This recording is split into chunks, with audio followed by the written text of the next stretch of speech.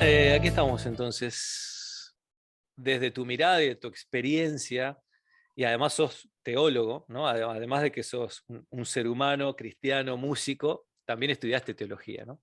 Ujú. Entonces, en todo eso que te conforma como persona y ser pensante, ¿cómo entendés o cómo le explicás a alguien que dice, no creo en Dios por todo el sufrimiento que hay en el mundo? Mira, explicarle a una persona así es difícil ya, porque para entender el sufrimiento que hay en el mundo hay que creer por lo menos un pedacito de la Biblia. Este, yo ayer comentaba en la iglesia, estamos estudiando, viste que acá dentro de nuestra comunidad de fe estudiamos por trimestres un tema. Ujú. Y bueno, este trimestre nos toca estudiar Génesis, el libro completo, y arranca con el tema de la creación. Y yo les mencionaba, gente, si nosotros queremos resolver y entender y comprender todo lo que pasa hoy en el mundo, tenemos que por lo menos creer en los primeros tres capítulos de la Biblia. Porque si no creemos en esos tres capítulos, el resto no sirve. O sea, podemos agarrar, romperlo y tirar a la basura. No, no sirve. Porque vos tenés que creer que existió un Dios que creó las cosas, las creó bien, las creó buenas, y nos puso a nosotros como virreyes, vamos a poner ese ejemplo. ¿Te acordás de las colonias Sí, claro. españolas y portuguesas acá? Sí. Bueno, estaba el rey en España y en Portugal. El caso de Brasil fue un poquito diferente porque el rey inclusive vivió acá. Sí, Acá no, ahí. acá. Este, ahí, claro, ahí donde Claro, estamos, sí. en Brasil. Y bueno, en el caso de acá de Uruguay y Argentina teníamos virreyes, el rey del Río de la Plata ahí. Y bueno, era alguien que se ponía para gobernar en ausencia del rey, pero que Claro, era como el debía, representante, digamos. ahí va el representante. Y bueno, Dios nos puso así en la tierra, a Adán y Eva, lo puso así, como los virreyes y los representantes, para que gobernaran, les dio autoridad, les dio todo. Y esa autoridad también les daba la capacidad de elegir si querían seguir bajo la tutela de Dios o no. Llegó una nueva propuesta dada por el diablo, el enemigo de Dios, y ellos accedieron, solo que esa propuesta decía, no, ustedes van a ser libres y todo lo de... pa, pa, pa, pa, pero resulta que la libertad que se daba en realidad no era una libertad, sino era, vamos a decirlo así, un libertinaje, ¿no? Que es un poquito diferente la palabra, Claro. en donde podés hacer todo, pero las consecuencias también pesan, ¿viste? Y bueno, esas consecuencias son las que traen un poco la desigualdad en el mundo, que hablabas vos ahí, algunos con mucho, Pero otros las con poco. consecuencias de qué es lo que Las trae el conse- sufrimiento.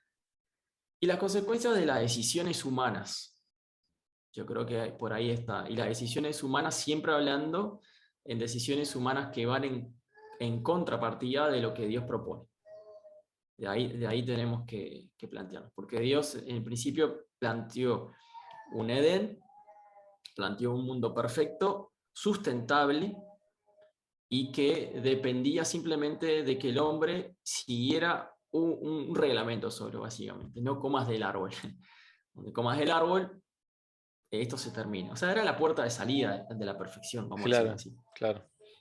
Y bueno, el ser humano en aquel momento, representado por Adán y Eva, eh, decidieron que sí, que había que salir, que había que salir de esa perfección y probar algo nuevo, que fueron convencidos para eso. Y bueno, estamos acá Es en esta como el situación. otro día hablaba con un amigo que, hablando de las leyes, digamos, ¿no? O de esto que Dios le dijo a Adán y Eva, como vos decís, Sí, en el Edén, no, pueden hacer lo que quieran, sean felices, pero no hagan esto porque el día que lo hagan es como se van a alejar de mí, vamos a decir, ¿no? sí, Una cosa así. sí. Entonces, poníamos el ejemplo tal vez más simple, más sencillo de las reglas de tránsito, ¿no? Te dicen, las leyes de tránsito te dicen, no pases el semáforo en rojo porque el día que lo pases te va a llegar una multa, pero no es la única consecuencia, ¿no? O sea, No, puede, y puede haber podés consecuencia en morir. tu vida, podés morir o podés matar a alguien más. Sí, sí, sí, sí. O sea, Yo creo las que, reglas están como para vivir en armonía, incluso para ser felices. O sea, porque al sí, estar cuidados, o sea, al estar cuidando tu vida y la del otro, es como es una forma de ser feliz también. Vos fíjate que Dios le dice, de cierto van a morir, o sea, el día que coman van a morir, se asevera que van a morir. Y el tema de la muerte no es solo perder la vida. Yo creo que la muerte muchas veces nos ocasiona muerte en otras cosas. Suponete ver el sufrimiento de la gente, las enfermedades continuas, las guerras, el hambre, las catástrofes naturales. Hay muerte por todo lado, no es solo la muerte del humano, no es solo mi muerte, es la muerte de seres, otros seres que Dios creó también. Claro, claro, claro. Entonces, creo que eso se cumple, ¿viste? Entonces, Ahora, vos decís, sí, dale, dale. cuando me preguntaste esto de cómo le explico, y yo la encuentro difícil, porque, bueno, no partimos de una misma base. Ahora, si llegamos a un acuerdo de partir de una misma base, yo creo que ahí podemos llegar a un acuerdo ya de un A lado. eso va la siguiente pregunta. Entonces, eh, yo me voy a poner en el lugar Dale, del dale, ateo, del que no cree. hacé el papel. Claro, claro. Yo me voy a poner, es que también lo fui. Por eso me resulta fácil ponerme en ese rol, porque yo no No creía en sabía Dios. eso. No sabía eso, me estoy enterando. Estoy Mirá. enterando. Me gusta eso. Yo no creía, no nací en una familia cristiana, de hecho. O sea, mi papá no es ateo, mi papá es agnóstico. Él entiende que hay algo superior, pero le resulta muy difícil pensar que ese ser superior o creador pueda ser personal, pueda ser cercano, le puede importar, digamos. Es como que, bueno, puso todo a andar en el universo con leyes, con reglas y qué sé yo, y ahí ya. Y después hay ciclos, Ah, digamos. Incluso la muerte del ser humano es como parte del ciclo, como las plantas, como el agua, como lo que sea. sí, sí. Manéjense. Yo los creé, ahora Manéjense, ustedes.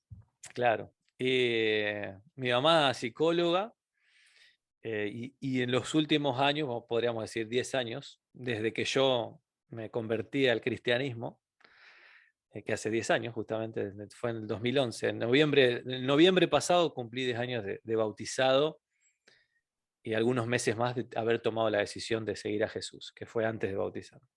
Bueno, la cosa es que poniéndome bueno, mi mamá desde de 10 años para acá empezó como a intentar buscar un poco más de Dios, pero bueno, ese es otro cuento.